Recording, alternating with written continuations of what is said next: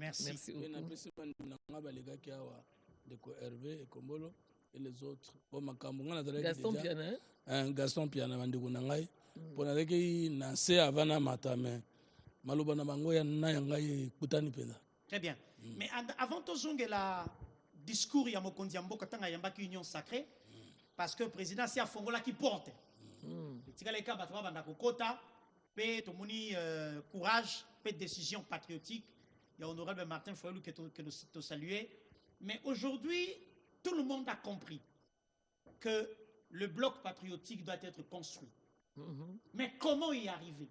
Ça prendra combien de temps? Parce que la montre joue contre nous. Il faut sauver la patrie. Tant, ils attendent aux Oyoka Congo et Zolela, et surtout dans le cas d'espèce, dans les émissions congolais, tellement. Et c'est la attente. N'est jamais tard. Mais il ne faut jamais remettre à demain ce que vous avez l'obligation de faire aujourd'hui. Et quand on baby sakilobi, on récupérer temps. Et là, il faut comprendre ezali maman Sylvie na bino bodinga version na tête tout temps Jérémie chapitre 29 verset 7. Tout discerner ensemble. Au moninga kombo na ezali. Non, en fait, moi, j'ai une Bible, mais elle est très... elle est bruyante, ma Bible, en fait. Pendant 5 jours, dans la première moitié, il y a 6e jour, tant que mais Soukalobi, créons notre image, selon notre ressemblance, qui domine sur les poissons de la mer, les oiseaux du ciel et tout ce qui est en mouvement sur la terre. Nzambe azangaki moto oyo eloko ekokambela ye mokili na ye. Nazana chapitre 1 26 mais nazana Jérémie 29 7. Jérémie 29 7.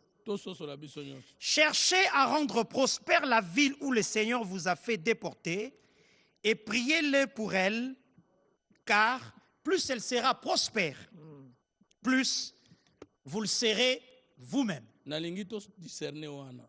Nzambe atindi bana ise na captivité. Elingi koloba parmi les punitions ya moto asala mabe balongola kaye na mabele na ye. Kaye abomaki Abel. Leki na yo. Ebi punition a liboso nzambe basaki. Oko waya waya. Okozala errant, okozala vagabond. Okozange sika presia kofanda. Okozange sika oya kutana wa koboma yo. Mais Kaye le méchant compris qu'un homme qui quitte sa terre n'a plus droit de citer, il va plus vivre.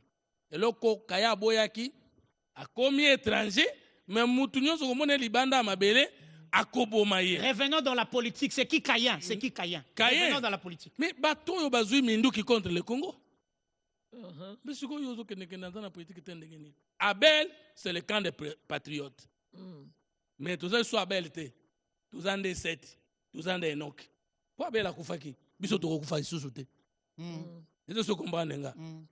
Kayen, c'est celui qui a dit que tout problème à régler, ce sont les armes. Tous en a des Congolais. Congolais andoki. Oyo atali kambo amoke et sengeli kozwa minduki pour na résoudre yango. Les descendants de Kayen. Biso tozali descendants il y a 7. Tolobi ke makambo ezangite, mais soki likambo ezali to sona monoko. Mais yokana ne loko wana. Nzamba koloba na Israël boye. Nazo mema yo mopaya na mboka ya bato. Metangu na komemone ngumba o eza ya yote me ya bato. Luka bola mo ya mboka wana po ya yo lokolo kendo vanda kuna ebatami na kati. Sambela nzamba pambola mboka wana po yo pambo na kati na yango. Mais si Dieu vous demande de chercher le bonheur de la ville où vous êtes déporté, qui n'est pas la vôtre. Vous avez compris. Il ne faut pas chercher le bonheur. Mboko eza ya yote, mais lokolo ke kovanda kuna, bundela yango ebonga poete, bomengo na yo eza na kati na yango. Bongo mboka na moko nzamba koloba nini? Soki mboka ya bato kobundela yango mbala mibale, ya yo kobundela yango fois 10. Boni tokoki kozwaka ba décision ya kobomaka ba Congolais. Ana koloba na bino ba Congolais tona deux camps. Kaya bato ba pona ba makila na biso ba Congolais pe ba genoué mboka libela. Stala na no fausse route ba mema biso. 37 ans de l'IDPS, bandimaki, ba violation à constitution, ba mal gouvernance nyos, tozo ango na munoko. Bazo ango na miso na biso nyonso na munoko. 18 ans, il y a Mouzé, il y a Kabila, fils du général-major Joseph Kabila. Nalobaki la fois passée, il pouvoir na makasi 5 fois. Tokangi minoko, tokangi maboko tobundi bitumba, ya kuboma ba Congolais tobundi na munoko. Plus de 4 ans, il y a Mouzé, ça fait 22 ans na munoko. Mais alors, tout solo la bien. Tu sais que y a Kambi, il n'y a même pas 10 ans. Bino bo justifié, ba fait pour na kolongolais na makasi. Vous savez ce qui va arriver au Congo? Bato bazana pouvoir ba uti na maboko. Bolongo na munoko. Bolongo li bango na manduki. Moko mi bale bakolo batotiki. Mususu bakolo nini? Donc comme bololé, donc biso to na maloba, bango baya na manduki, balongo li biso. Et aussi vont décider tokolandana. Pour que cela n'arrive pas. Ben justement, qu'est-ce qu'il faut? Yango wana tokokota na cycle ya oya koti na manduki lelo. Oya koti na manduki lobi yo peuple ko se retrouver wapi. Je suis content de voir que finalement, mon frère Martin Fayoul a compris. Et c'est la grandeur. Et tolingi que compréhension ana. Et ça la solo pe alibela pour que tinda pe batomsusu baza ko s'entêter baso sola. To ko sala ndenge nini. To comprendre déjà message o to bengi poison wandenga nayo. Message yango bazo te yango na batoboni. Père spirituel message ya balkanisation à Congo eza Kagame. Relais à Liboso, eza quelques prélats catholiques. Relais à Souka, eza Joseph Kabila. Bako véhiculer message au moko. Kuna balingi bisote. Comme pour dire, bato baloba Kikongo, bato baloba Chiluba, bato baloba Lingala, bazangam contre bato baloba Swahili. Siko bato wana bazo finga na ba Swahili na biso alors que Congolais ne sont pas Swahili. Congolais ne sont pas Muluba. Congolais ne sont pas Mukongo, Congolais ne sont pas Mungala, tout n'a pas nani. Mais parce que tu as 4 langues nationales. Au cause de la Congolais, tu as soit le fond. Parce que les 4 langues là sont les 4 langues qui nous appartiennent. De propriété de tous les Congolais. Donc tu peux plus dire na moto, longwa kuno za Swahili, c'est que yomo komi longoli Congolais. Exactement. Parce que ce sont les 4 langues nationales, ce ne sont pas des langues provinciales. Très bien. Toyokanaki na constitution ke minoko mine wana ekomi abiso nyonso ba Congolais. Alors siko Yves soko za mulubo zo la Kikongo. Muto ya ko boma yo po olobi Kikongo. Mais ko sili sabato. Parce que il y a des mais okoboma kuzana parce que ça ba langue nationale. En plus ça ba langue muto koloba lié na ndenge évoluer atangi ba classe na Lumbashi ataza motetela akoloba kaka Swahili. Alors yoko boma yena boma ba Swahili. Est-ce que tout le monde qui parle Lingala est de l'Équateur? Est-ce que tout le monde qui parle Swahili est de l'Équateur? Quand on parle de Bisso, les Congolais, le premier ministre, le président du Sénat, il y a mon qui est allé malade, Kabila a mérité sous immunité, il y a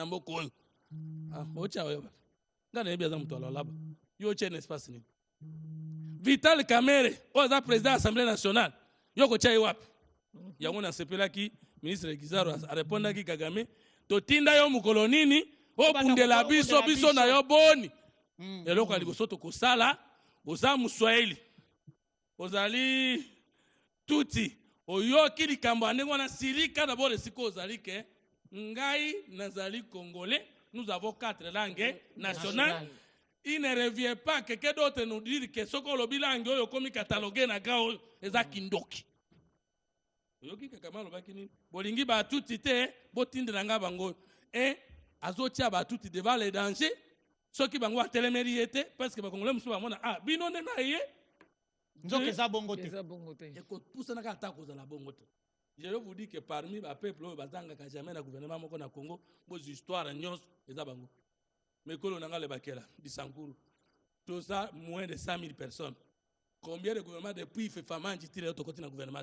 Nous connaissons tous les minutes qui sont au Congo. Aucun jour. Les tout ils sont plus nombreux que les Bakela au Congo. École Nangaï, école à Foum, tout. Donc vous êtes minoritaire aussi. Je ne sais pas ce que l'école Mongo est plus minoritaire que Ngaï dans la chaîne nationale. Depuis il fait famille de ma tribu. Au contraire, Yépe, azwaka na kota ya bato Équateur. Mukela nana tika okoma ta ministre. En d'autres termes, vous n'avez jamais été servi, mais ça ne vous donne pas le droit de prendre les armes. C'est ça le patriote. Biso tozuité, même pas DG. Biso tozuité. Mais binoyo bozaliao. Mais nous sommes de Bakela, du Sankuru à Lomela. Yebi Sangai, il fait famanji, alekaka ministre, na kota Équateur. Ti le lot toza na Congo, ti le na union sacrée. Boyoka, soki boyoka, mutabenga pesanga contraire. Pona nini ba tuti oyo bazaka na gouvernement tous les jours, biso to ke notana pona na bango.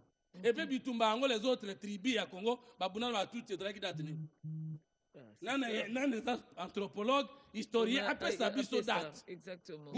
Non, lié c'est lié affrontement. Non, lié affrontement, c'est à cause de quoi? La guerre nous tous connaître ces agressions. Agressions à Rwanda. On peut remarquer que les faux patriotes, dans le bien les faux patriotes, c'est une nationalité. Ils ont des caractéristiques communes. Ils ont un conflit intercommunautaire. Il faut un dialogue sincère avec les pays de la sous-région. Mais il y a des Awa Kabila comme na Goma, a ça une consultation. Ami sali chef de l'État, oyo qui va prendre catholique et va ça du message. Ba condamné te. Ba condamné te. Oyo kango, wana ba mona te. D'ailleurs ba représentant na bango pe ba kendaki kuna. Ba kendaki kuna, mais je vous informe aujourd'hui. Avion ba moyen Kabila che na Kigali, ba tona bango ba olongwa Kinshasa wa butu pour ba kutana Kabila via Kigali. Ce sont des informations donc on a place publique. Mais na batwana to kuta peka batwana bakosa ka fausse moralité. Toyoka na menzo kande bandoki. Yami balé toko de construire les alinines. Toko de construire.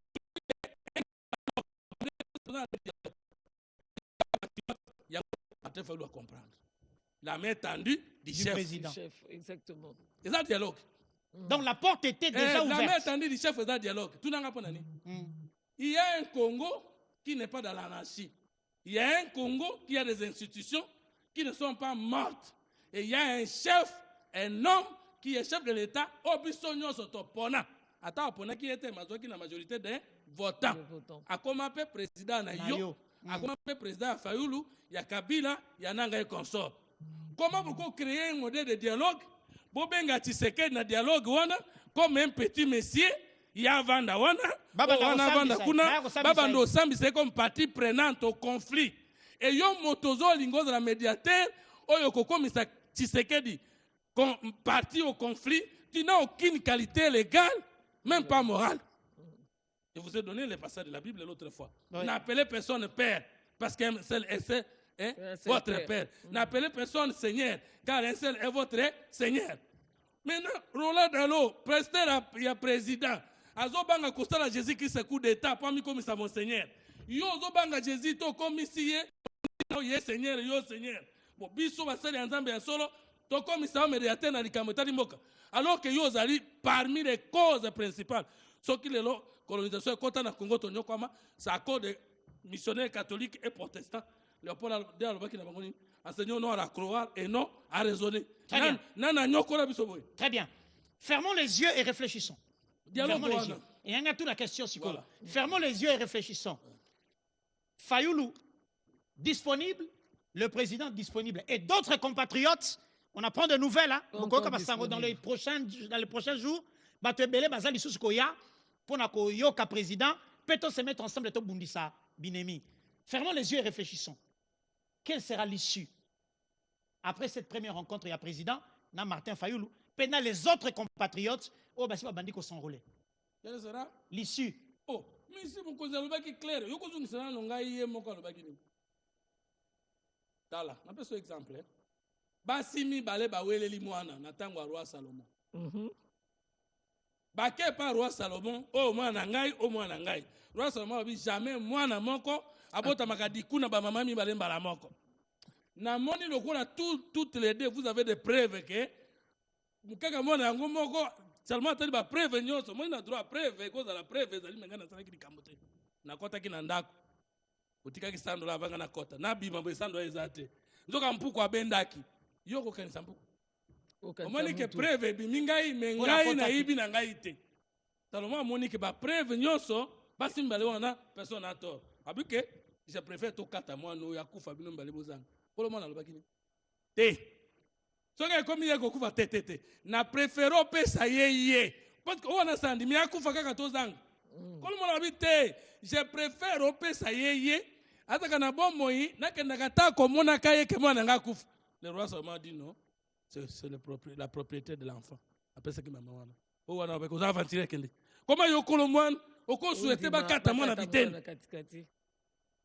Qu'est-ce qui va arriver? C'est toujours notre conscience qui va se développer pour dire tokoti kata mokolo mokote monguna anyata biso. Qu'est-ce qui va arriver? Il y a un adage qui dit le linge sale se lave en famille. Et voici quelques principes tindanga dans la troisième voie. 1. Personne ne connaît tout, mais tout le monde sait quelque chose. Nabiso camp patriotique, tu vas même zoba azanatina. Nabiso camp patriotique, tu vas laver balange sale nabiso en famille. Nabiso camp patriotique, to kanisate kenyo soto kosala kozala parfait. Pour la kana keibo na zongi na ngai. Nguna ko profiter kaka. Neza malamu, neza mabe, comme la menace est là, le danger est là, nous ne ferons que renforcer notre unité. Deuxième chose, dans le principe pathologie, rien n'est totalement bon ni totalement mauvais. Et là, on est comme la kabato na mokini. Ndeko Hervé le kakiawa, massage baloba en quelque sorte, malheur est bon. Il a fallu toyer baba nani bandoki pour biso bazo bato koma Mayele. Parce que balobi zoba liboso mayele na sima. Tu comprends le lo nani alingaka Congo, nani alingaka Congo. Je vous avais dit l'autre fois que loko zo le kana nord Kivu sud Kivu. Ezate bazo ya na Kinshasa te. Pela ya kokabola Congo yango ano Kabila vandela ki ne bonga 18 ans. Ezelo ko mosusu te. Ceux qui congolais zo kanisa ke mabe ya Tshisekedi. Ah yo za ne rere. Tango Kabila za ko planifier akamwana Tshisekedi azaki na pouvoir. Azaki na pouvoir te. Tango Tshisekedi azaki na article 12, il y a accord signé avec le CNDP. A pesi ba grade militaire, policier, na ba officier rwandais. Kabila, Joseph le général-major. Tango Kabila zo ebisa que militaire je le suis. Alors qu'il y a ebisa qui ça va postuler l'élection 2006 qui a longwa ki soda. Mais zo ebisa le lo que ti le lo abaneko kamba 18 ans comme un soda. Yasuka tokoloba boye, toute chose restant égale par ailleurs, ce qui nous unit est plus grand que ce qui nous divise. C'est ça le patriotisme. Martin a compris. Et le chef avait dit, Ezalaba opposé à Baya, c'est que Sengeli to restructuré gouvernement. C'est ce que le chef a dit. Et il a lancé les consultations. Et tant que aussi ça une consultation, nous connaissons l'obaki na biso boye na nzela ba service na. Na bino bato boyaki to sirisi mena ba congolais sirité. C'est ce qu'on nous avait dit. To sirisi na bino bato boyaki. Mena ba congolais ba yete consultation et sirité. Alors Martin Fayoul c'est un acte d'humilité. D'accord si?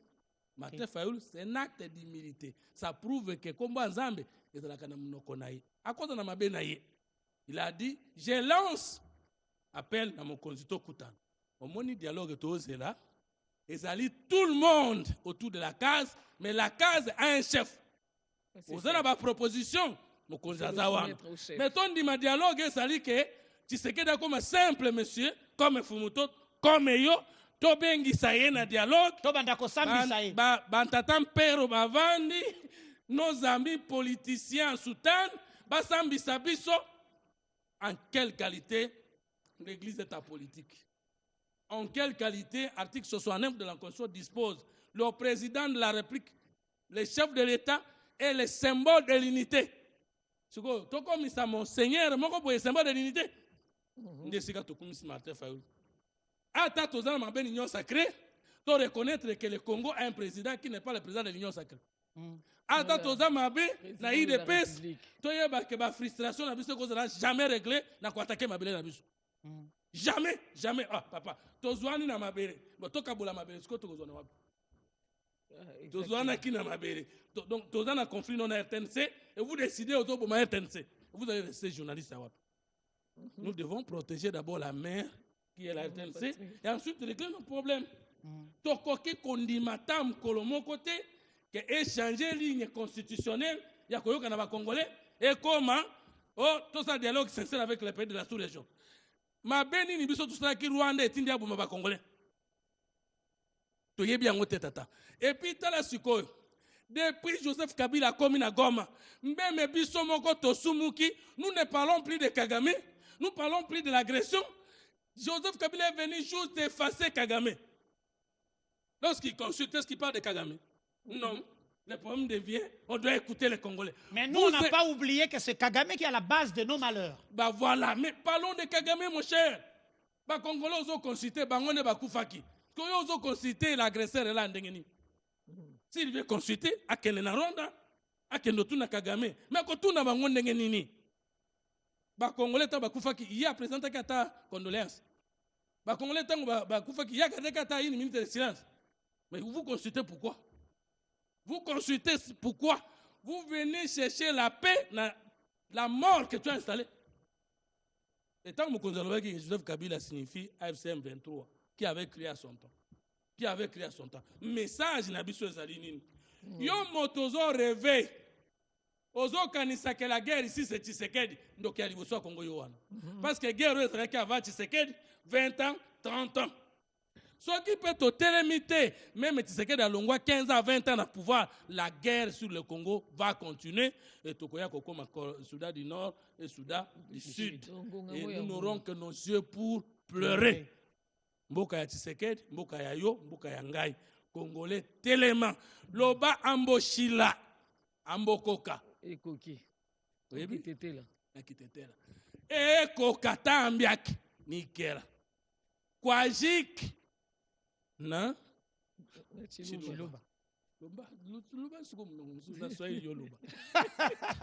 Merci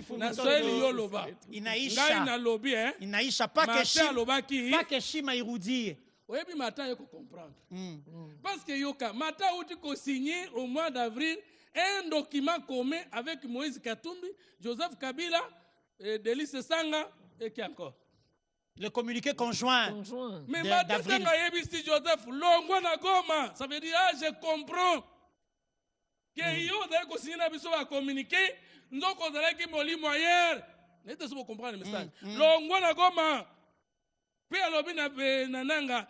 Tika ko participer na liwa bande ko na biso pe ko panza bosolo na biso. Le message de Martin est révélateur. C'est-à-dire Martin à comprendre que il n'y a pas de lien, il y a président depuis honoraire, il y a vana na Goma, et si ka ba agressé ba bomba congolais, ba boto di biso mabele, pour ou capé. Joseph, comment you ko kanisa que le Congo est dans le 4e siècle? On y a biso 18 ans. Pozo kanisa que même ma talangana de la chasseur na mboka hein. Ba sangilie bangulu azamba. Soko beti bango masasi ali boso ba beta masasi te. Okoba manga ta 20. Yaka ko beta bango lisusu lobi ekokoma 10. Kenda lisusu lobi ekoma 7. Elo ekoma kaba yoki osolo bakende na bango. Nyama ndo konde fumba kilonga. Biso na munoko mboka bako baloba. Même na nyama na zamba amona ka mutambu pa kufite. Bon, Joseph devait croire en lui que biso ba congolais to kotuka ba azoba. Et puis soka zo tele bozo na lolendo likula bibembe oya biso ezo pola na Goma. Voilà. Merci. Mutalonga kanzambe te, mutalonga ka peuple te. Joseph Kabila sera corrigé et bientôt na tribunal histoire. Oya bangaki yangonde ezo kusambisa ye. Lui doit oublier que Congo est la patrimoine na ye. Pour Congo est la vaille, Congo peut kozala sima na ye. Congolais sikanyo sozali. Tolingi Tshisekedi te tosilana na ye par la voie des îles. Très bien. Oyoki? Très bien. Tolingi Tshisekedi tolingi yete tozela fait amanda na ye. Kokende ko boule ingénieur major Kabila a justifié erreur ya Tshisekedi panga mawa ekoki kwajik amboshila et ekoka. Très bien.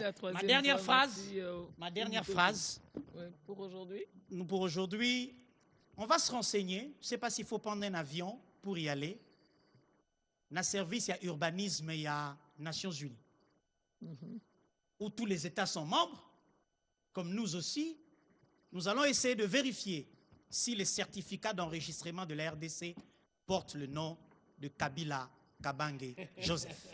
Ah oui, parce que vu l'insistance. Voilà, alors, fidèles téléspectateurs. Fumutoto, on t'a déjà dit merci. Il faut déposer les micros. Attention au micro. Oula, ça, c'est les inconvénients du direct. Je vais plutôt terminer avec un extrait, justement, du discours de l'opposant Martin Fayoulou, qui est devenu très patriote. Je me demande même si opposant, entre guillemets, vaut encore son pesant d'or.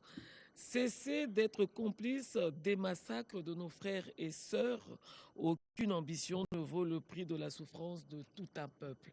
Évidemment, c'est par ce message que, fidèles téléspectateurs, nous vous disons merci de votre fidélité, surtout de votre solidarité à ce magazine congolais Téléma.